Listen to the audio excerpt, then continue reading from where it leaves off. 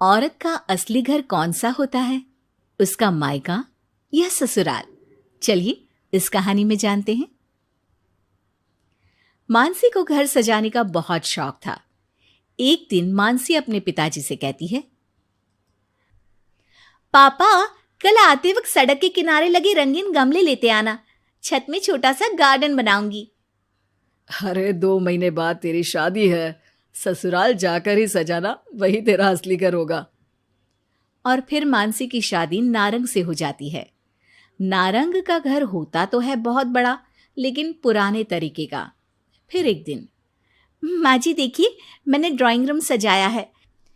ये नया बड़ा टीवी और सोफे कैसे लग रहे हैं माँ जी? अरे ये सब नहीं चलेगा। यहाँ मेहमान आते हैं तो आराम से खटिया में बैठेंगे, सोफे में कहाँ पीठ सीधी करेंगे। और रंगीन टीवी का रिवाज हमारे घर में अभी नहीं आया है, समझी? सास मानसी को लगभग फटकार से लगाकर वहां से चली जाती है। वो सास से माफी मांगकर कमरे को फिर से पुराने जैसा ही सजा देती है। एक दिन किचन में मानसी सब्जी बना रही होती है कि तभी उसका पति वहां आ जाता है। अरे ये क्या कहते हैं इस सब्जी को? परवल जी, हमारे मायके में तो खूब बनती है। आज मन था खाने का तो सबके लिए बना दिया। अरे खाने का मन हो तो अपने घर पर जाकर खाओ ना। अब मानसी समझ जाती है कि पिता ने उसका दिल रखने के लिए ये कहा होगा कि ससुराल ही उसका असली घर है, जबकि उसका असली घर तो उसका मायका ही है। मानसी अपना सामान पैक करके मायके जाती है, जहां वो अपना सामान अपने कमरे में रख ही रही होती है कि मानसी, ये सामान यहाँ मत रखो, ये तुम्हारी भाभी का कमरा है। तुम एक काम करो, कुछ दिन के लिए सामान मेरे कमरे में रख लो। कुछ दिन के लिए मतलब? अगर मुझे हमेशा रहना पड़ा तो माँ? अरे शुभ शुभ बोलो बेटी, हमेशा क्यों मायके में रहेगी? बेटी का असली घर तो उसका ससुराल ही होता है। मानसी को माँ की बात समझ में नहीं आती कि आखिर कौन सा घर उसका है। वो इसी उधेड़बुन में अपने कमरे में जाती है जो शादी से पहले उसका हुआ करता था। अलमारी खोलती है कि तभी पीछे से उसकी भाभी उसे टोक देती है। अरे दीदी, ये क्या? कुछ चाहिए था क्या? मुझे बोल देती। नहीं नहीं, मैं तो बस वैसे ही अपनी अलमारी में देख रही थी, लेकिन यहाँ तो मेरा कोई भी सामान नहीं है। दीदी, अब ये अलमारी मेरी है। आपकी शादी के बाद कमरा और अलमारी दोनों ही मेरे हैं। अगर आपको यहाँ आना है मेरे कमरे में या अलमारी से कुछ चाहिए तो आप मेरी इजाज़त ले लीजिएगा। मानसी को भाभी की बात बहुत बुरी लगती है। वो सीधे माँ के पास जाती है। माँ, वो तो मेरा कमरा था। हाँ बेटा था, लेकिन अब तो तेरी अलमारी तेरे ससुराल में है ना। हाँ, लेकिन वहां तो मैं अपने अनुसार कुछ भी नहीं कर सकती। हर बात पर सास से पूछना पड़ता है, उनके कहे अनुसार ही घर पर रहना पड़ता है। और अब यहाँ भी तुमसे और माँ से पूछना पड़ता है, तो फिर मेरा घर कौन सा है माँ? तभी वहां मानसी की भाभी आ जाती है और वो बहुत ही समझदार महिला होती है। अरे ये तो बहुत सरल है मानसी, तुम ससुराल जाओ और कुछ महीनों तक मेरे कहे अनुसार चलो। इस सवाल का जवाब तुम्हें खुद ही मिल जाएगा। भाभी उसके कान में कुछ बातें कहती हैं, जिसे सुनकर मानसी अपने ससुराल चली जाती है। अरे आज सुबह सुबह कामवाली के लिए दरवाजा किसने खोला? घर पूरा साफ, किचन भी पूरा साफ। माँ जी, आप रोज सुबह 5 बजे उठती हैं, ये मुझे ठीक नहीं लगता, इसलिए आज काम वाली बाई के लिए मैंने दरवाजा खोल दिया। थोड़ी देर के बाद मानसी ससुर के पास नाश्ता और दवाई लेकर आती है। अरे मानसी बेटा तुम? हाँ पापा, आप समय पर नाश्ता करके दवाई ले ले।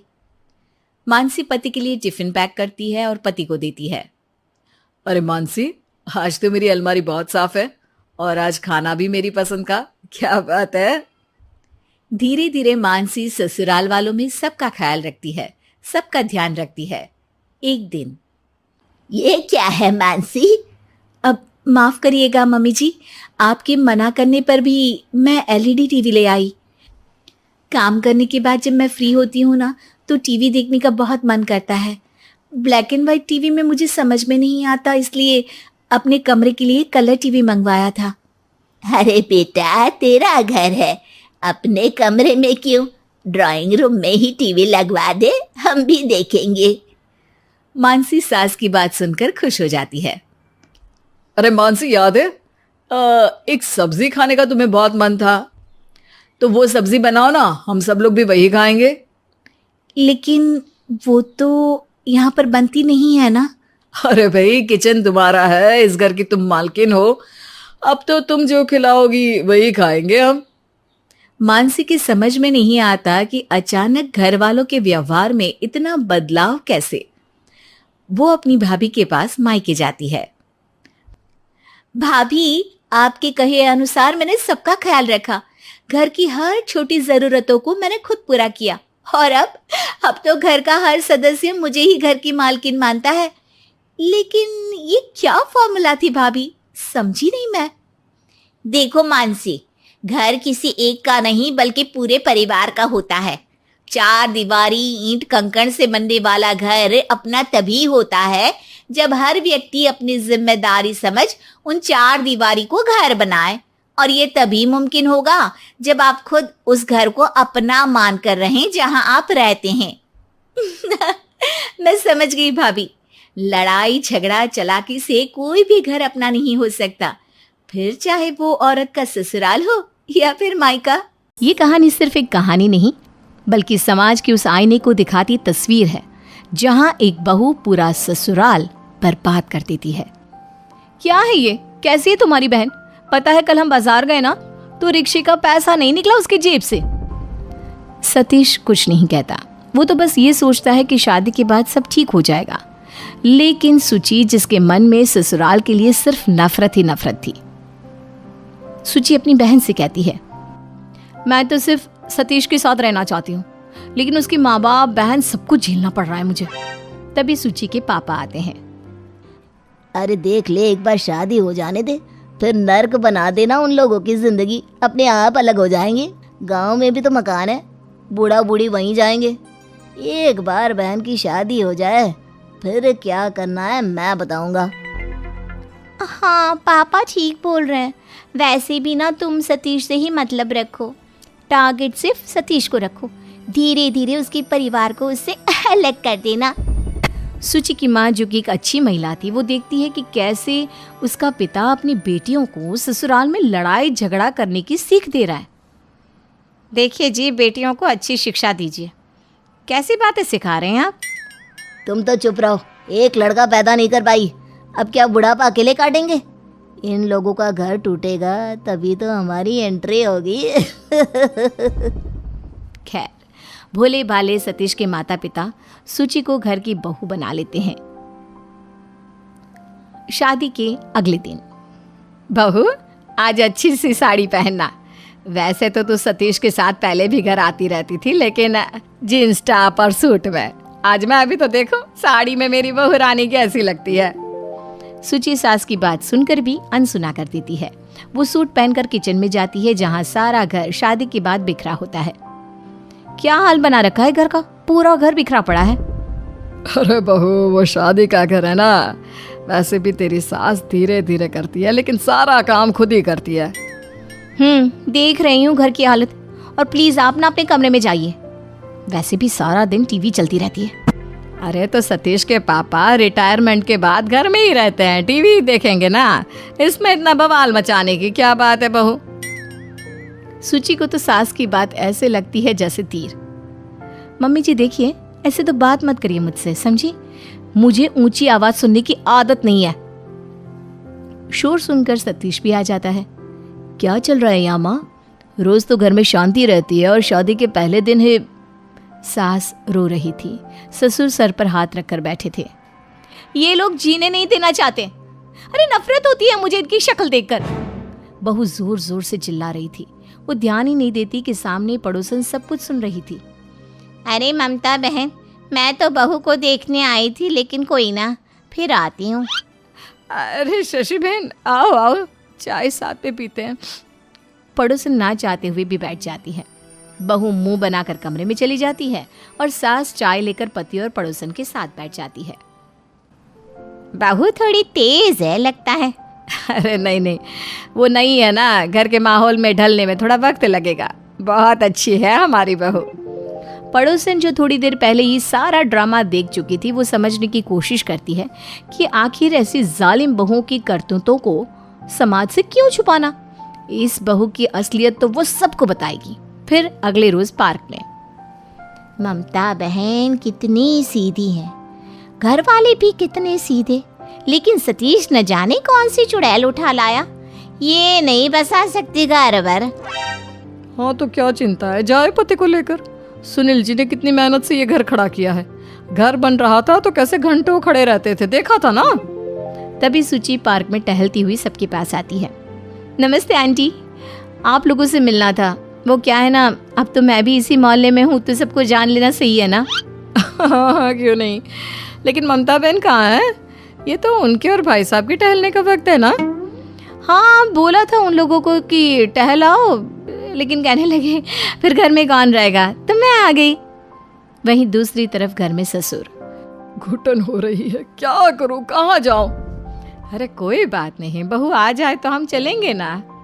उधर बहू घूम फिर कर अंधेरे में आती है और कमरे में चली जाती है। अरे बहू आ भी गई और बात भी नहीं की। बहू को बोलो बाहर आए, हम लोगों के साथ बैठे। अरे क्या हो गया, किस बात की नाराजगी है? सास बहू के कमरे में जाती है। बहू, ओ बहू, चल बाहर आ बेटा, अकेले क्या कर रही है? देखिए माँ जी, मैं ना थक गई हूँ और मैं सो रही हूँ। सास पति को सारी बात बताती है। तभी सतीश आ जाता है। अरे आप लोग आ गए टहल कर? नहीं ना बेटा, आज हम नहीं जा पाए। वो बहू गई थी, देर से आई, कब जाते हम? तो क्या मतलब है, आप लोग टहला करिए ना। वैसे खाने में क्या है? पता नहीं, बहू ने तो कुछ नहीं बनाया, शायद उठेगी तो बना देगी। देख जरा बेटा कमरे में जाकर बहू क्या कर रही है। बेटा कमरे में जाता है। न जाने मियाँ बीवी में क्या बात होती है, वो बाहर आकर किचन में लग जाता है। अरे किचन में क्या कर रहा है बेटा? माँ, आज आपके लिए बटर पनीर बनाने का मन था मेरा। बस आधे घंटे में पूरा खाना तैयार कर दूंगा। जाइए आप लोग कमरे में बैठिए और एसी भी चला दीजिएगा। माता पिता को कमरे में भेजकर ऑफिस से थका आया सतीश खाना बनाने लगता है। सबको खाना देता है और सुची को कमरे में थाली ले जाकर देता है। अरे बेटा बहू को बोल ना, यहीं आकर खा ले। अब नहीं माँ, उसकी तबीयत ठीक नहीं है। माता पिता भी समझ लेते हैं कि शायद बहू की तबीयत ठीक नहीं होगी, लेकिन ये क्या, ये तो रोज की आदत हो गई। रोज रोज सतीश ऑफिस से आता, खाना बनाता और सबको खाना खिलाता। अब ससुर जी को गुस्सा आ जाता है। देखो सुची, ये ठीक नहीं। तुम सारा दिन आराम करती हो, शाम को घूमने निकल जाती हो और रात में बेचारा सतीश खाना बनाता है। सुची तो जैसे मौके की तलाश में ही थी। वो जोर जोर से ससुर के साथ चिल्ला चिल्ला कर बात करने लगती है। आसपास के पड़ोसी भी सुन रहे होते हैं कि तभी बहन, जो कि बाहर पढ़ने गई होती है, वो आ जाती है। हाथ में बैग, थकी बहन जब माँ बाप की हालत देखती है तो, भाभी क्या हो गया, क्यों चिल्ला रही हैं? एक और आई है, क्यों चिल्ला रही हो? अरे देख रही हो इन लोगों की हरकतें। बहन जो माँ बाप की तरह सीधी नहीं थी, वो सूची को डांटना शुरू कर देती है। देखो भाभी, रहना है तो कायदे में रहो, नहीं तो निकल जाओ। हाँ हाँ क्यों नहीं, मैं तो चली। तभी सतीश आ जाता है। तुम्हारी बहन मुझे घर से निकलने के लिए कह रही है। मैंने क्या क्या नहीं किया इसके लिए, लेकिन ये देखो। किया या नहीं किया ये तो मुझे नहीं पता, लेकिन हाँ, आप जिस तरह से मम्मी पापा से चिल्ला चिल्ला कर बात कर रही हो ना, वो सही नहीं है। सतीश बेचारा क्या करता, चुपचाप कमरे में चला जाता है। देखा देखा तुम्हारी बहन को कितना किया इस लड़की के लिए, और इसने घर में घुसते ही जोर जोर से चिल्लाना शुरू कर दिया।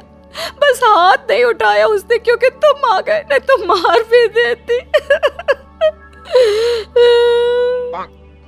सतीश को गुस्सा आ जाता है।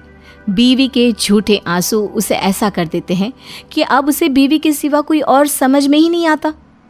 ऐसे कैसे मार देती, मेरी बीवी हो तुम। अब धीरे धीरे घर का माहौल ये हो गया था कि सतीश और सुची किसी से बात नहीं करते। सतीश भी सीधा ऑफिस से कमरे में चला जाता।